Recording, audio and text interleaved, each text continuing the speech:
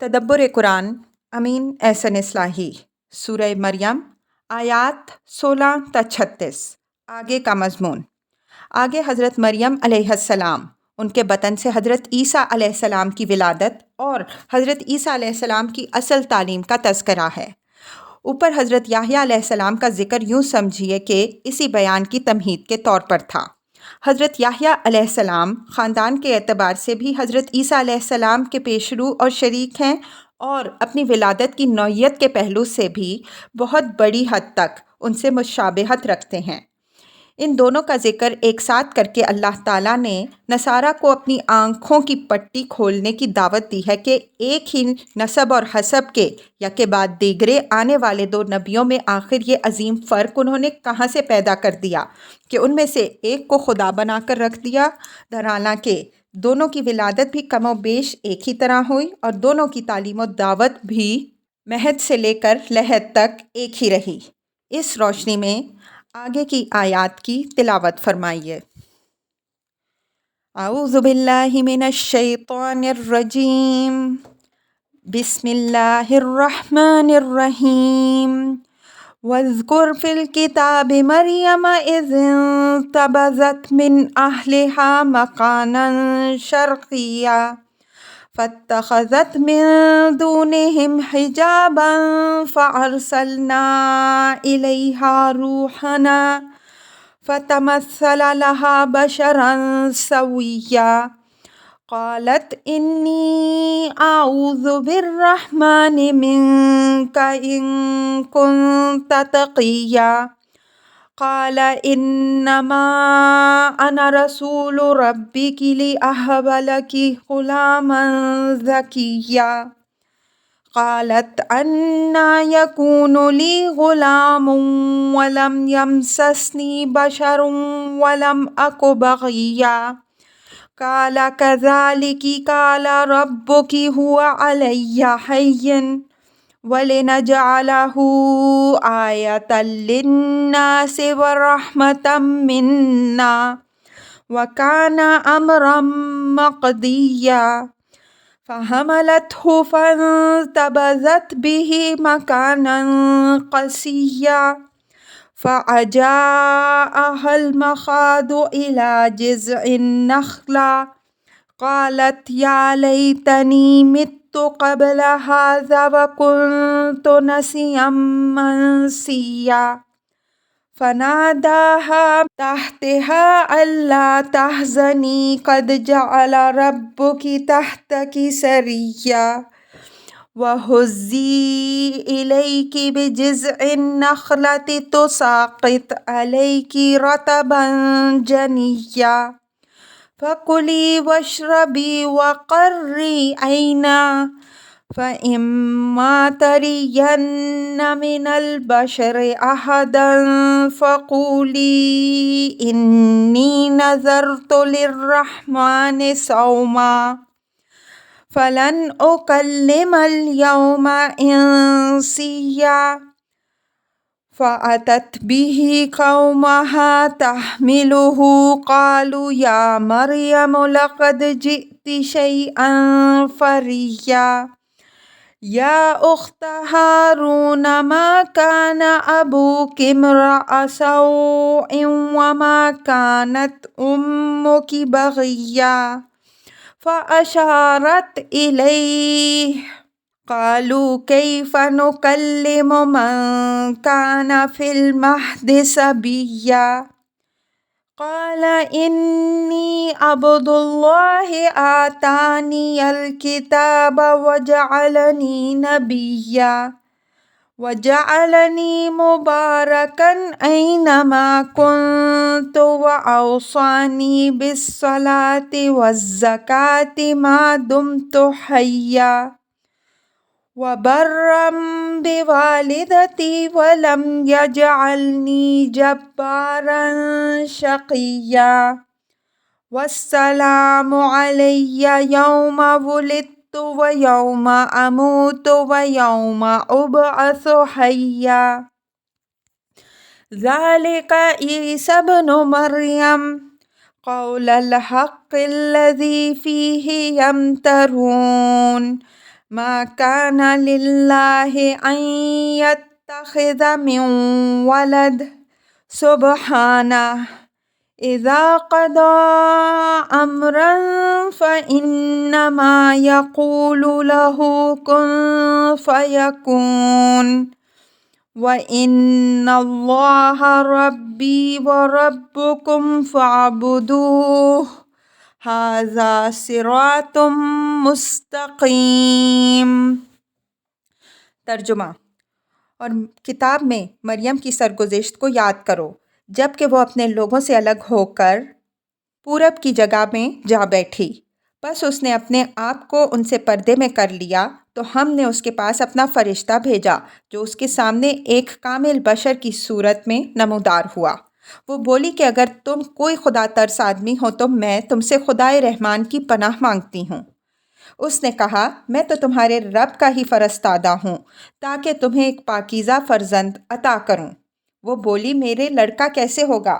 نہ مجھے کسی مرد نے ہاتھ لگایا اور نہ میں کوئی نال ہوں۔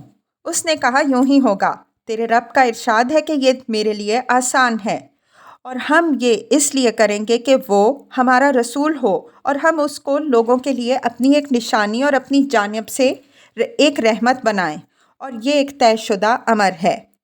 بس اس نے اس کا حمل اٹھا لیا اور وہ اس کو لے کر ایک دور کے مقام پر چلی گئی۔ بالآخر یہ ہوا کہ مرد زے اس کو کھجور کے تنے کے پاس لے گیا۔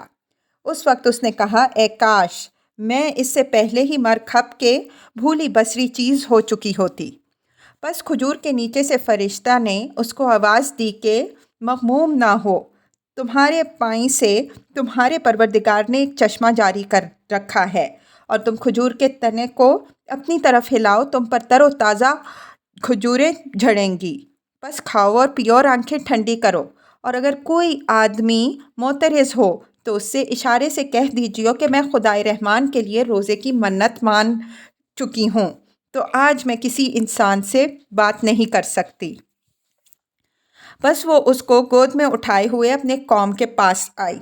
لوگوں نے کہا کہ مریم تم نے تو ایک نہایت عجیب حرکت کر ڈالی۔ اے ہارون کی بہن، نہ تمہارا باپ ہی کوئی برا آدمی تھا اور نہ تمہاری ماں ہی کوئی کنال تھی۔ اس نے اس کی طرف اشارہ کیا۔ لوگوں نے کہا ہم اس سے کس طرح بات کریں جو ابھی گود میں بچہ ہے؟ بچے نے جواب دیا میں اللہ کا بندہ ہوں، اس نے مجھے کتاب عطا فرمائی ہے اور مجھے نبی بنایا ہے، اور میں جہاں کہیں بھی ہوں اس نے مجھے سرچشمہ خیر و برکت ٹھہرایا ہے، اور جب تک جیوں اس نے مجھے نماز اور زکوٰۃ کی ہدایت فرمائی ہے اور مجھے ماں کا فرما بردار بنایا ہے، مجھے سرکش اور بدبخت نہیں بنایا۔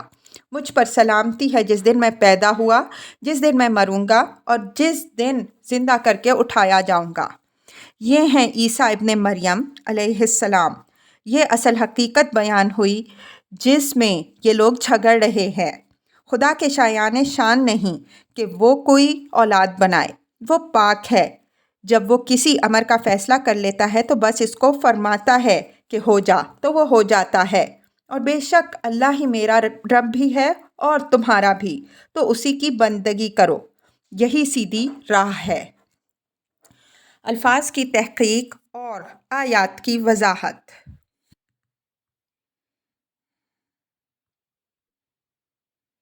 وَاذْكُرْ فِي الْكِتَابِ مَرْيَمَ إِذِ انتَبَذَتْ مِنْ أَهْلِهَا مَكَانًا شَرْقِيًّا۔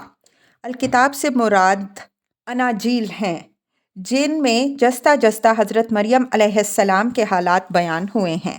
ہم نے سورہ آل عمران کی تفسیر میں تفصیل کے ساتھ ان کا حوالہ دیا ہے، اس وجہ سے یہاں ہم صرف آیات کے سیاق و سباق کی ہی وضاحت کی حد تک بحث کو محدود رکھیں گے۔ انتباز کے معنی لوگوں سے بالکل منقطع ہو کر ایک طرف ہو جانے کے ہیں۔ یہاں اس سے مراد یہ ہے کہ حضرت مریم علیہ السلام ہیکل کے مشرقی جانب میں معتکف ہو گئیں۔ مشرقی جانب میں اس وجہ سے کہ ہیکل کا جو حصہ عورتوں کے اعتکاف و عبادت کے لیے خاص تھا وہ مشرقی سمت میں تھا۔ اس عہد کے بیت المقدس کے نقشوں میں عورتوں کی جائے عبادت ویمنز کورٹ کو مشرقی جانب ہی دکھایا گیا ہے۔ نصارہ نے اپنا قبلہ جو مشرق کو بنایا، اس میں بڑا دخل اسی چیز کو ہے کہ وہ ہیکل کی مشرقی سمت کو اپنی خاص سمت سمجھتے ہیں۔ فاتخذت من دونهم حجابا فارسلنا الیہا روحنا وتمثل لها بشرا سویا۔ لوگوں کے اور اپنے درمیان پردہ حائل کر لینا اس بات کا قرینہ ہے کہ وہ اعتکاف میں بیٹھ گئیں۔ اس دوران میں اللہ تعالیٰ نے ان کے پاس اپنا فرشتہ بھیجا جو ایک تندرست و توانا آدمی کی شکل میں ان کے سامنے نمودار ہوا۔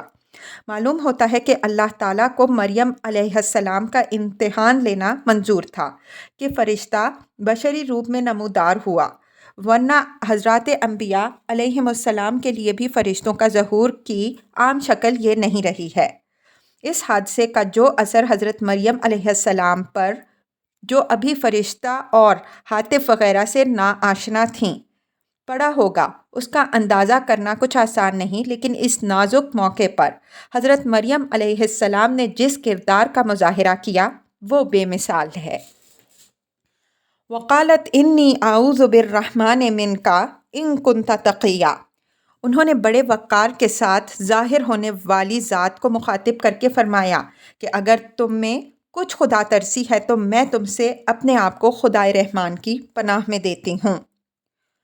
قال انما انا رسول ربک لاہب لکی غلاما زکیا۔ فرشتے نے کہا جس خدائے رحمان کے واسطے سے آپ مجھ سے پناہ مانگ رہی ہیں اسی کا بھیجا ہوا تو میں آپ کے پاس آیا ہوں کہ آپ کو ایک پاکیزہ خصائل فرزند عطا کروں۔ قالت انا یکون لی غلام ولم یمسسنی بشر ولم اک بغیا۔ بغی بدکار اور چھنال عورت کو کہتے ہیں۔ حضرت مریم علیہ السلام فرشتے کی اس بات کو سن کر ہکا دکا رہ گئیں۔ انہوں نے فرمایا کہ میرے لڑکا کس طرح پیدا ہوگا، مجھے تو کسی انسان نے ہاتھ تک نہیں لگایا اور میں کوئی بدکار اور چھنال بھی نہیں ہوں۔ حضرت مریم علیہ السلام کے اس ارشاد سے یہ بات بالکل صاف واضح ہے کہ لوکا میں یہ روایت کہ یوسف نامی کسی آدمی سے ان کا نکاح ہوا تھا بالکل بے سر و پا روایت ہے۔ اگر ان کا نکاح ہوا ہوتا تو یہ خبر ان کے لیے ایک نہایت مبارک خوشخبری ہوتی اور وہ مذکورہ الفاظ میں اس پر تشویش اور حیرت کا اظہار کرنے کے بجائے خدا کا شکر ادا کرتیں۔ ہمارے نزدیک لوکا کی یہ روایت یہود کی دراندازی کا مولود فسانہ ہے، اس لیے کہ وہ حضرت عیسیٰ علیہ السلام کی خارق عادت ولادت کے سخت مخالف ہیں۔ ہمارے ہاں جن لوگوں نے اس روایت کو بے سوچے سمجھے نقل کر لیا ہے انہوں نے نادانستہ یہود ہی کے مقصد براری کی ہے۔ حضرت مریم علیہ السلام کے متعلق یہ بات یاد رکھنی چاہیے کہ وہ اپنی منت کے مطابق ہیکل کی خدمت کے لیے وقف تھیں، اس وجہ سے ان کے نکاح اور بیاہ کا سوال ہی پیدا نہیں ہوتا تھا۔ ہیکل کے خدام ہر گرستی کے تمام علائق سے یک قلم آزاد ہوتے تھے، لیکن تھوڑی دیر کے لیے ایک امر واقعی کو نظر انداز کر دیجئے اور اس سوال پر غور کیجئے کہ حضرت مریم علیہ السلام کسی کے عقد نکاح میں تھیں تو ان الفاظ کا کیا موقع و محل ہوگا جو الفاظ انہوں نے فرمائے۔ یہ الفاظ تو کسی کنواری عفیفہ ہی کی زبان سے موزوں ہو سکتے ہیں، کسی شادی شدہ عورت کی زبان سے تو یہ موزوں نہیں ہو سکتے۔ علاوہ ازیں حضرت مریم علیہ السلام کے خاندان والوں نے جن الفاظ میں ان کو ملامت کی ہے اور جو آگے آ رہے ہیں وہ بھی اس صورت میں بالکل بے محل ہو کے رہ جاتے ہیں۔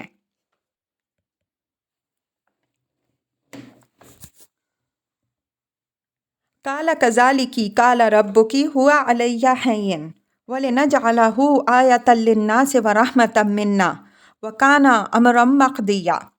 وَلِنَجْعَلَهُ کا معطوف علیہ یہاں بربنائے قرینہ محذوف ہے۔ اگر اس کو کھول دیجئے تو پوری بات گویا یوں ہوگی کہ تمہارے رب کا ارشاد یہ ہے کہ ہم ایسا اس لیے کریں گے کہ اس کو بنی اسرائیل کے لیے رسول بنائیں اور وہ لوگوں کے لیے ہماری طرف سے ایک نشانی اور رحمت ہو۔ حضرت عیسیٰ علیہ السلام کا ایک نشانی ہونا قرآن میں جگہ جگہ مذکور ہے۔ ملاحظہ ہو سورہ انبیاء آیت 91 اور مؤمنون آیت 50۔ ہمارے نزدیک حضرت عیسیٰ علیہ السلام کی فارق عادت ولادت قیامت کی بہت بڑی نشانی ہے۔ نادانوں کو قیامت پر سب سے بڑا شبہ یہی ہوتا ہے کہ آخر اسباب کے بغیر لوگ کس طرح دوبارہ پیدا کیے جائیں گے۔ حضرت عیسیٰ علیہ السلام کا وجود اس شبہ کا جواب ہے کہ ہر چیز اللہ کے کلمہ کن سے ظہور میں آتی ہے۔ حضرت عیسیٰ علیہ السلام اسی کلمہ سے وجود میں آئے ہیں، چنانچہ اسی بنیاد پر ان کو انجیل اور قرآن دونوں میں کلمۃ اللہ کہا گیا ہے۔ فَحَمَلَتْهُ فَانْتَبَذَتْ بِهِ مَكَانًا قَصِيًّا۔ قصیہ کے معنی دور کے ہیں۔ یہاں کوئی تصریح نہیں ہے کہ اس دور کی جگہ سے کون سی جگہ مراد ہے، لیکن انجیلوں سے معلوم ہوتا ہے کہ اس کے بعد وہ بیت لحم چلی گئیں۔ ظاہر ہے کہ حمل کا احساس کرنے کے بعد وہ ایک شدید ذہنی پریشانی اور کرب میں مبتلا ہو گئی ہوں گی۔ اس طرح کے حالات میں آدمی کے لیے اپنا ماحول وحشت انگیز بن جاتا ہے۔ وہ چاہتا ہے کہ اس سے الگ ہو کر کوئی اور مامن تلاش کرے، شاید وہاں سکون حاصل کرنے کی کوئی صورت نکل آئے۔ حضرت مریم علیہ السلام کی یہ تدبیر اسی طرح کی ایک تدبیر تھی۔ فَأَجَاءَهَا الْمَخَاضُ إِلَى جِذْعِ النَّخْلَةِ قَالَتْ يَا لَيْتَنِي مِتُّ قَبْلَ هَٰذَا فَكُنتُ نَسِيًّا مَنسِيًّا۔ وَكُنتُ نَسِيًّا مَنسِيًّا جذع تنا کو کہتے ہیں، اور نخلا پر الف لام اس بات کا قرینہ ہے کہ کھجور کا یہ درخت پہلے سے ان کے علم میں تھا۔ ممکن ہے اس ذہنی پریشانی کے عالم میں انہیں رؤیا کے ذریعے سے یہ غیبی اشارہ ہو کہ جب ولادت کا مرحلہ آئے تو وہ فلاں کھجور کے پاس چلی جائیں، وہاں ان کے لیے ضروری لوازم فراہم ہوں گے۔ چنانچہ جب انہوں نے درد ذہ کا احساس کیا تو اس بتائے ہوئے درخت کے نیچے چلی گئیں۔ قالت یا لیتنی مت قبل ھذا وکنت نسیا منسیا۔ ذرا تصور کیجئے کیا حال ہوا ہوگا ایک پاکیزہ گھرانے کی ایک کنوارا اور عفیفہ لڑکی کا، جب کہ اس نے اپنے گمان کے مطابق اپنی رسوائی کا یہ سامان اپنی آنکھوں کے سامنے دیکھا ہوگا۔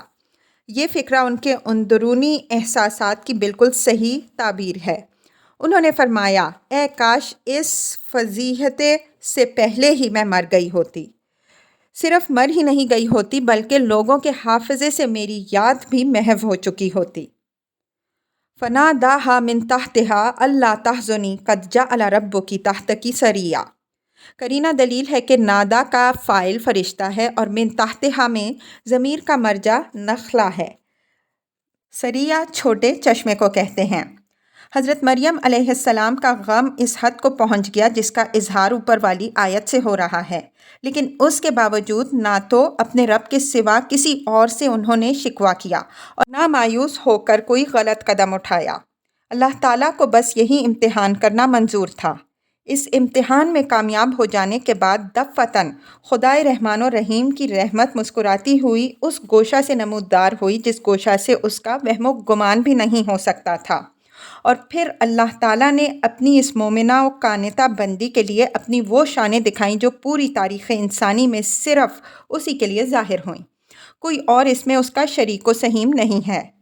فرشتے نے درخت کے نیچے سے آواز دی کہ بس اب مغموم و آزردہ نہ ہو، غم کے ایام گزر گئے، نیچے ایک چشمہ ہے اور یہ کھجور کا درخت ہے جو تمہارے لیے تر و تازہ کھجوریں فراہم کرے گا، کھاؤ پیو اور فرزند کے دیدار سے آنکھیں ٹھنڈی کرو۔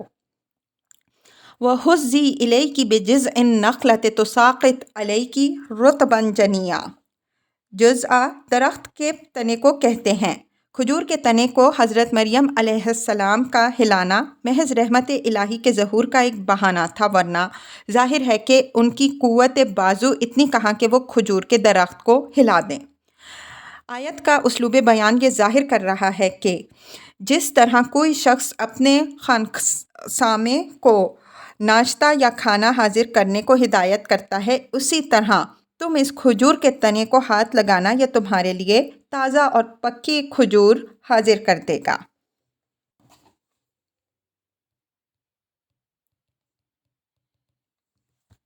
فَكُلِي وَاشْرَبِي وَقَرِّي عَيْنًا فَإِمَّا تَرَيِنَّ مِنَ الْبَشَرِ أَحَدًا فَقُولِي إِنِّي نَذَرْتُ لِلرَّحْمَٰنِ صَوْمًا فَلَنْ أُكَلِّمَ الْيَوْمَ إِنسِيًّا۔ یعنی کھاؤ پیو اور بچے کے دیدار سے آنکھیں ٹھنڈی کرو اور روزے کی منت مان لو۔ اگر کوئی شخص آ جائے اور کچھ پوچھنا چاہے تو اس سے بس یہ کہہ دینا کہ میں نے روزے کی منت مان رکھی ہے، میں آج کسی سے بات نہیں کر سکتی۔ یہود کی شریعت میں خاموشی بھی روزے کی شرائط میں سے تھیں۔ اگرچہ آیت میں اس بات کی تصریح نہیں ہے کہ فرشتہ نے حضرت مریم علیہ السلام کو روزہ رکھ لینے کی بھی ہدایت کی، لیکن فحوائے کلام سے یہ بات واضح ہے۔ جب فرشتے ان کو یہ ہدایت دے رہے تھے کہ اگر کوئی شخص کچھ پوچھے تو اس سے یہ کہہ دینا کہ میں روزے سے ہوں، کسی سے بات نہیں کر سکتی، تو اس سے آپ یہ بات لازم آتی ہے کہ ان کو روزہ رکھنے کی بھی ہدایت ہوئی، ورنہ فرشتہ آخر غلط بیانی کی ہدایت کس طرح کر سکتا ہے؟ ممکن ہے یہاں کسی کو یہ شبہ ہو کہ حضرت مریم علیہ السلام جس حال میں تھیں اس میں تو عورت روزہ رکھنے کی اجازت نہیں پاتی۔ اس شبے کا جواب یہ ہے کہ یہود کے ہاں مجرد خاموشی کا بھی روزہ تھا، اور یہ روزہ ہر حال میں رکھا جا سکتا تھا۔ اسفار یہود میں خاموش رہو کی تعبیر اللہ کی یاد رکھنے اور اس کی عبادت کرنے کے لیے جگہ جگہ استعمال ہوتی ہے۔ ملاحظہ ہو زکریا باب 2 آیت 13۔ ایک بات اس میں بعض لوگوں کو اور کھٹکے گی، وہ یہ کہ جب یہ روزہ خاموشی کا روزہ تھا تو یہاں فقط فقولی کہہ دینا کہ استعمال کا کیا محل ہے؟ پھر تو کوئی غلط سمجھ سکتا ہے کہ یہ ایک دھوکہ ہے، یا پھر کوئی لفظ ایسا استعمال ہوتا جس کے معنی اشارہ کرنے کے ہوتے۔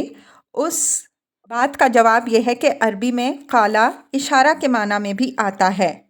قالا برمحہ، اس نے اپنے نیزے سے اشارہ کیا۔ قالا بیدہ ہاکذا، اس نے اپنے ہاتھ سے اس طرح اشارہ کیا، وغیرہ محاورات عربی میں معروف ہے۔ آخر الذکر محاورہ تو بعض حدیثوں میں بھی استعمال ہوا ہے۔ فَآتَتْ بِهِ قَوْمَهَا تَحْمِلُهُ قَالُوا يَا مَرْيَمُ لَقَدْ جِئْتِ شَيْئًا فَرِيًّا يَا أُخْتَ هَارُونَ مَا كَانَ أَبُوكِ امْرَأَ سَوْءٍ وَمَا كَانَتْ أُمُّكِ بَغِيًّا۔ فرشتے سے مذکور بالا رہنمائی حاصل کرنے کے بعد حضرت مریم علیہ السلام نومولود کو گود میں اٹھائے ہوئے اپنے خاندان والوں میں واپس آئیں۔ ان کو دیکھتے ہی سب ان پر پل پڑے۔ ہر شخص نے ان کو ملامت کی اور غیرت دلائی کہ جس کا باپ شریف اور جس کی ماں عفیفہ اور جو ہارون علیہ السلام جیسے نیک آدمی کی بہن ہو، حیف ہے کہ اگر وہ ایسی حرکت کی مرتکب ہو۔ ہارون سے مراد یہاں حضرت موسیٰ علیہ السلام کے بھائی ہارون علیہ السلام نہیں ہیں، بلکہ حضرت مریم علیہ السلام کے خاندان ہی کے لوگوں میں سے کسی نیک شہرت رکھنے والے شخص کا نام ہے۔ حدیثوں سے بھی ایسا ہی معلوم ہوتا ہے۔ فَأَشَارَتْ إِلَيْهِ قَالُوا كَيْفَ نُكَلِّمُ مَنْ كَانَ فِي الْمَهْدِ صَبِيًّا۔ حضرت مریم علیہ السلام چونکہ خاموشی کا روزہ رکھے ہوئے تھیں، زبان سے کچھ نہیں کہہ سکتی تھیں، اس وجہ سے انہوں نے نومولود کی طرف اشارہ کیا کہ ان تہمتوں کا جواب انہی سے لو، میرے کچھ عرض کرنے کی ضرورت نہیں۔ ظاہر ہے کہ اس عرصہ میں حضرت مریم علیہ السلام پر یہ بات واضح ہو چکی ہوگی کہ نومولود اپنا اور ان کا مقدمہ لڑنے کے لیے خدا ہی کے ہاں سے پوری طرح مسلح ہو کر آیا ہے۔ وہ لوگ اگر مریم علیہ السلام کی طرف بہت غضبناک ہوئے اور بولے کہ ہم تو تم سے پوچھتے ہیں اس بچے سے کس طرح بات کریں جو ابھی گہوارے میں ہے۔ جب مریم علیہ السلام کی آزمائش یہاں تک پہنچ گئی اور وہ ہر مرحلہ میں 100% کامیابی حاصل کر چکیں، تو وقت آ گیا کہ اللہ تعالیٰ نے اپنا اعلان کرا دیا کہ وہ اپنے کسی بندے یا بندی کے لیے جو اس کے امتحان میں کامیاب ہو جائے اپنی کیا شانیں دکھاتا ہے۔ قال انی عبد اللہ آتانی الکتاب وجعلنی نبیا وجعلنی مبارکا اینما کنت واوصانی بالصلاۃ والزکاۃ ما دمت حیا وبرا بوالدتی ولم یجعلنی جبارا شقیا والسلام علی یوم ولدت ویوم اموت ویوم ابعث حیا۔ یہ حضرت مسیح علیہ السلام کے وہ ارشادات ہیں جو اس موقع پر انہوں نے اپنی اور اپنی والدہ ماجدہ کی بریت میں گہوارے کے اندر سے فرمائے۔ حضرت مریم علیہ السلام جس امتحان میں ڈال دی گئی تھیں اس سے پوری عزت اور سرخروئی کے ساتھ عہدہ برا ہونے کے لیے ضروری تھا کہ گود کا بچہ ہی ان کی پاک دامنی اور اپنی وجاہت کی شہادت دے، تاکہ کسی کے لیے بھی اس کے بعد لب کشائی کی گنجائش باقی نہ رہے۔ ہم حضرت مسیح علیہ السلام کے ان ارشادات کی وضاحت سورہ آل عمران کی تفصیل میں کر چکے ہیں، یہاں صرف اشارات پر کفایت کریں گے۔ پہلی بات انہوں نے یہ فرمائی کہ انی عبد اللہ، میں اللہ کا بندہ ہوں۔ یعنی کوئی میری اس خارق عادت ولادت سے اس غلط فہمی میں مبتلا نہ ہو کہ میں کوئی مافوق بشر ہستی ہوں، میں اللہ کا بندہ ہی ہوں۔ کہ قرآن نے ان کے ارشاد ابن اللہ کی صحیح تعبیر بتائی ہے۔ عبرانی میں ابن کا لفظ بندے اور بیٹے دونوں کے لیے آتا ہے۔ موقع و محل سے اس کا تعین کرتے ہیں۔ حضرت مسیح علیہ السلام کی واضح تعلیمات کی موجودگی میں اس لفظ کی تاویل میں کسی التباس کی گنجائش نہیں تھی، لیکن پال نے اس کو فتنہ کا ذریعہ بنا لیا اور تثبیت کا پورا گورکھ دھندا تیار کر دیا۔ ہم انجیلوں کی روشنی میں اس میتھالوجی کی تردید سورہ آل عمران اور مائدہ کی تفسیر میں کر چکے ہیں۔ دوسری بات انہوں نے یہ فرمائی کہ خدا نے مجھے کتاب و نبوت سے سرفراز فرمایا اور میں جہاں کہیں بھی ہوں میرا وجود وہاں کے لیے سراپا خیر و برکت ہے۔ حضرت عیسیٰ علیہ السلام جہاں تک شریعت کا تعلق ہے تورات ہی کی شریعت پر عامل اور اسی کے داعی و مجدد تھے۔ البتہ انہوں نے اس پرحکمت کتاب میں اضافہ فرمایا۔ یہی حکمت کے واعظ ہیں جو منتشر اور ناتمام حالت میں ہمیں انجیلوں میں ملتے ہیں۔ یہی لعل و لہر ہیں جو وہ اپنی زبان مبارک سے ہر دشت و چمن میں برساتے ہوئے گزرتے تھے، اور جس دل میں ذرا بھی زندگی کی رمق ہوتی تھی اس کو زندہ و جاوید کر دیا کرتے تھے۔ تیسری بات انہوں نے یہ فرمائی کہ مجھے زندگی بھر کے لیے نماز اور زکوٰۃ کی ہدایت ہوئی ہے۔ دراصل یہی وہ دو چیزیں ہیں جو تمام دین و شریعت کی بنیاد کی حیثیت رکھتی ہیں۔ اس وجہ سے تمام آسمانی شرائع میں سب سے پہلے انہی کا ذکر آتا ہے۔ ان کی ظاہری شکلیں مختلف ادیان میں مختلف رہی ہیں، لیکن بندگی رب اور ہمدردی خلق کی روح ان کی ہر شکل میں محفوظ رہی ہے۔ نماز آدمی کو اس کے رب سے صحیح طور پر جوڑتی ہے اور زکوٰۃ سے اس کا تعلق خلق کے ساتھ صحیح طور پر استوار ہوتا ہے۔ انہی دو چیزوں کی استواری پر تمام دین کے قیام کا انحصار ہے۔ اگر کوئی شخص ان کو ڈھا دے تو وہ تمام دین کو ڈھا دے گا، اگرچہ وہ دین کے نام پر کتنی ہی لاف زنی کرے۔ چوتھی بات جو انہوں نے فرمائی وہ یہ ہے کہ خدا نے مجھے اپنی ماں کا فرما بردار بنایا ہے، مجھے سرکش اور بدبخت نہیں بنایا، یعنی ہر چند میری ولادت کی نوعیت خاص ہے۔ میرے اوپر میرے رب کے انعامات بھی خاص ہیں، لیکن ان سب باتوں کے باوجود میں ایک ماں کا بیٹا ہوں اور فرما بردار بیٹا ہوں۔ خدا کے خاص انعامات کے معنی کوئی یہ نہ سمجھے کہ میری حیثیت عرفی بشری میں کوئی فرق آ گیا ہے۔ ساتھ ہی یہ حقیقت بھی واضح فرما دی گئی کہ جو اپنے ماں باپ کا فرما بردار نہیں وہ جبار اور شقی ہے۔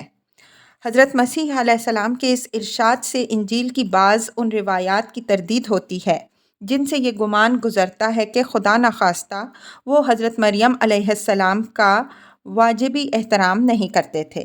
معلوم ہوتا ہے کہ جب حضرت مسیح علیہ السلام پر دعویٰ الوہیت کی تہمت چپکائی گئی تو اس کی تائید فراہم کرنے کے لیے اس قسم کی روایات بھی انجیلوں میں داخل کر دی گئیں۔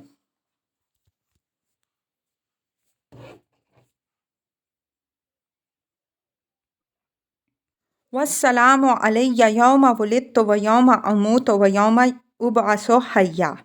جس طرح آیت 15 میں اللہ تعالیٰ نے حضرت یحییٰ علیہ السلام سے متعلق ان کی زندگی اور موت کے ہر مرحلے میں سلام و تحیت کی بشارت دی ہے، اسی طرح یہ حضرت مسیح علیہ السلام نے اپنی ولادت، موت اور بعث کے ہر مرحلے میں اپنے لیے قدوسیوں کے سلام اور ان کی تحیت کی خبر دی ہے۔ اس آیت سے یہ بات واضح طور پر نکلتی ہے کہ ولادت، موت اور موت کے بعد اٹھائے جانے کے مراحل سے جس طرح ہر بشر گزرتا ہے اور گزرے گا، اسی طرح سیدنا مسیح علیہ السلام بھی گزرے اور گزریں گے۔ اس باب میں ان سے متعلق محض تفسیری روایات کی بنا پر کوئی ایسی بات فرض کر لینا احتیاط کے بالکل خلاف ہے جس کی کوئی سند قرآن میں نہیں ہے۔ ذَلِكَ عِیسیٰ ابْنُ مَرْیَم قَوْلُ الْحَقِّ الَّذِی فِیہ یَمْتَرُونَ مَا کَانَ لِلَّهِ أَن یَتَّخِذَ مِن وَلَدٍ سُبْحَانَهُ اِذَا قَضَىٰ أَمْرًا فَإِنَّمَا یَقُولُ لَهُ کُن فَیَکُونُ۔ یہ دو آیتیں حضرت مسیح علیہ السلام کے ارشادات کے بیچ میں اللہ تعالیٰ کی طرف سے بطور جملہ معترضہ ہیں، بلکہ برمحل لوگوں کو عام طور پر اور نصارہ کو خاص طور پر توجہ دلائی گئی ہے کہ یہ ہے حضرت مسیح علیہ السلام کی اصل حقیقت جو انہوں نے خود اپنی زبان سے واضح فرمائی ہے۔ قول الحق الذی فیہ یمترون، امتراء کے اصل معنی بکری کے تھن کو اچھی طرح نچوڑنے کے ہیں۔ یہیں سے یہ لفظ کٹ حجتی کے لیے کسی بات کو بتنگڑ بنانے اور اس میں طرح طرح کے اوہام و شکوک پیدا کرنے کے لیے استعمال ہونے لگا۔ فرمایا کہ حضرت مسیح علیہ السلام کی اصل حقیقت تو یہ ہے جو اللہ نے بھی بیان فرما دی اور خود حضرت مسیح علیہ السلام نے بھی واضح کر دی، لیکن عیسائیوں نے اس کو گھس گھس کر افسانہ بنا دیا، جس سے خود بھی اوہام میں مبتلا ہوئے اور دوسروں کو بھی مبتلا کر رہے ہیں۔ ہم نصارہ کی الہیات پر مائدہ 17 کے تحت تفصیل سے گفتگو کر چکے ہیں، اس پر ایک نظر ڈال کر دیکھیے تو اندازہ ہوگا کہ پال نے سیدھی سادی بات کو کس طرح ایک چیستان اور معمہ بنا کے رکھ دیا۔